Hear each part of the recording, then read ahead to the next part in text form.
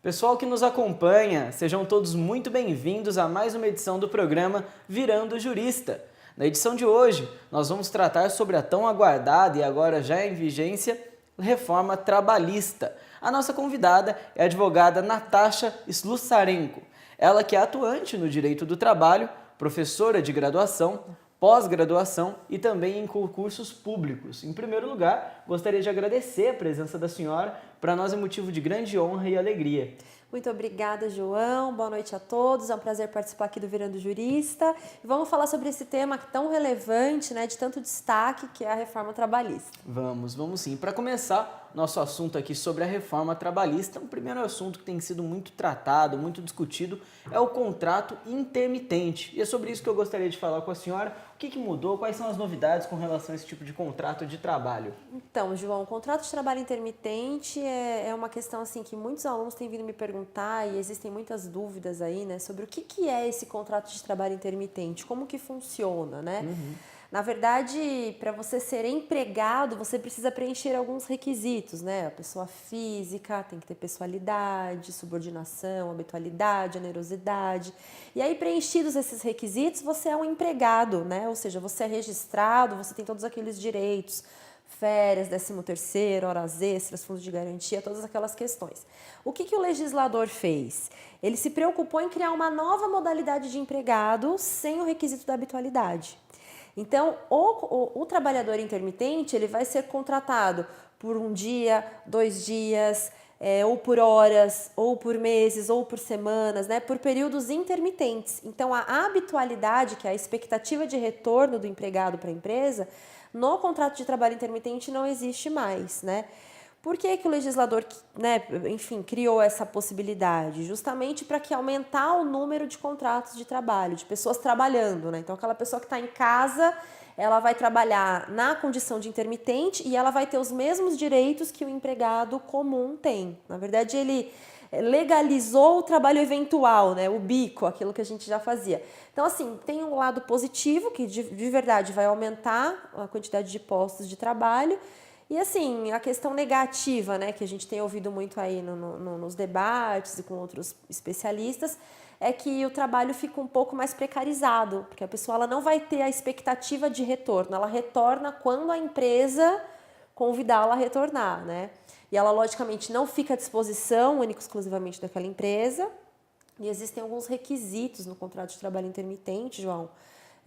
O contrato precisa ser escrito, a empresa precisa convidar o empregado com 3 dias de antecedência, o empregado avisa se ele quer ou não esse trabalho com 1 dia de antecedência, e se ele faltar, João, se o empregado falar que vai e não for, ele paga uma multa para o empregador correspondente a 50% do que lhe seria devido, né, caso ele fosse. Então, assim, a empresa precisa tomar muito cuidado e o empregado, principalmente, ao aceitar, né, essa condição de intermitente. Olhem só que considerações importantes aí, que mudança significativa agora com a reforma trabalhista. Agora, outro assunto também muito pertinente aí, você que trabalha em uma determinada empresa, é as férias, não é? Com relação às férias, quais foram as alterações aí junto com a reforma?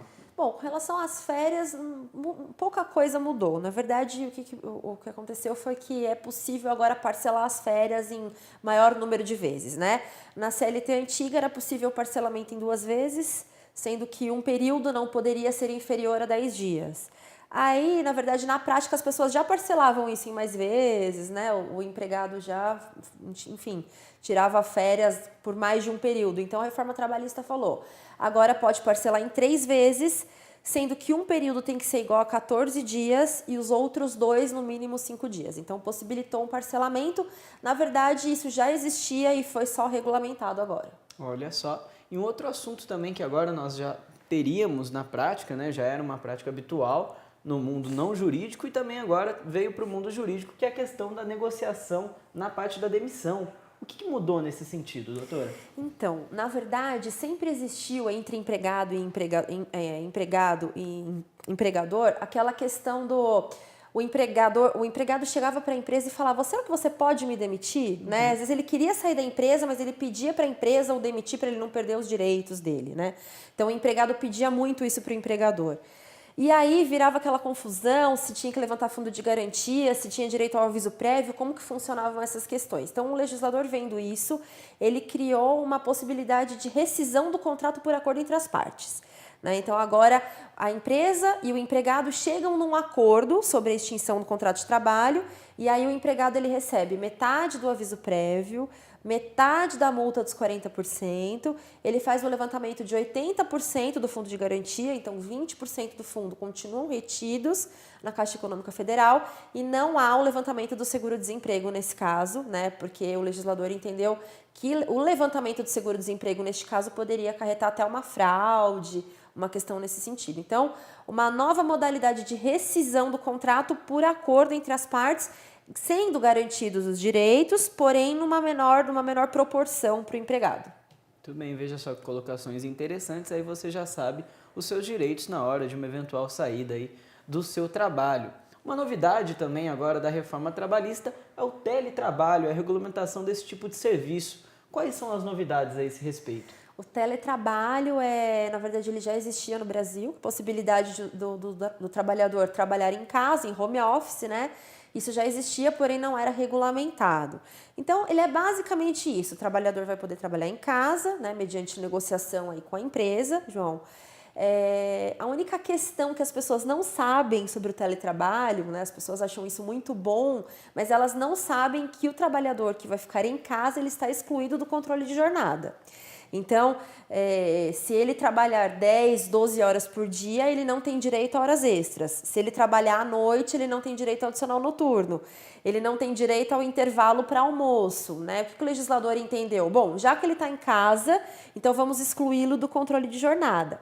A preocupação, né, dos trabalhadores é no sentido de, bom, nós estamos excluídos do controle de jornada, mas será que a empresa não vai conseguir me controlar através da quantidade de trabalho que ela me passa, né? Então ela me passa lá, sei lá, uma quantidade X de trabalho para fazer naquele dia. Será que eu vou fazer dentro das 8 horas diárias e 44 horas semanais? Ou será que provavelmente eu vou precisar de mais tempo para isso e não vou receber horas extras, mas vou ter de entregar esse trabalho? Então, é essa preocupação aí do trabalhador, mas, assim, há que se ressaltar que é uma modalidade de trabalho muito esperada, até mesmo pelos trabalhadores aí, porque a gente vai acabar fugindo do trânsito, né? O trabalhador vai fugir do trânsito, vai ter um pouco mais de contato com a família, para alguns isso é bom, para outros nem tanto, né? Depende do caso, mas, enfim, foram essas as principais mudanças no que diz respeito ao teletrabalho. Muito interessante, para você que já atua nesse tipo de trabalho, ou você que pretende isso, ficam aí as considerações. E agora nós temos a então conhecida pergunta do acadêmico. Quem nos envia a pergunta é a Júlia Alves Pez, ela é estudante de Direito, está no 3º ano ali na Universidade Paulista Unip, e ela pergunta o seguinte: na visão da senhora, considerando os princípios gerais de direito do trabalho, como a senhora analisa as mudanças que a reforma trouxe em consonância com tais princípios? Oi, Júlia, tudo bem? Obrigada pela pergunta. Bom, realmente os princípios do direito do trabalho vão sofrer bastante mudanças, né? Até agora, eu até falei do trabalho intermitente agora há pouco, então ele vai mitigar o princípio da continuidade, porque você vai conseguir trabalhar por períodos mais curtos, enquanto hoje o principal princípio no direito do trabalho é o da continuidade das relações, então isso vai ser mitigado.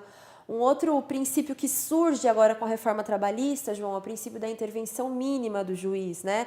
O artigo 8º da CLT já deixou claro que o juiz precisa interferir o mínimo possível nos acordos. Então, antes da reforma, o juiz ele poderia verificar se aquele acordo era lícito ou se era ilícito ou se era bom para o empregado ou não. Agora, com a reforma trabalhista, o juiz ele vai se atentar unicamente aos elementos de validade do acordo.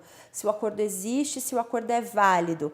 Veja, o juiz vai analisar se é justo ou não? Vai, ele continua analisando. Porém, a interferência do juiz, a intervenção dele vai ser mínima, né? Então, porque o ponto principal da reforma trabalhista é possibilitar que as partes negociem livremente com a menor interferência do Estado.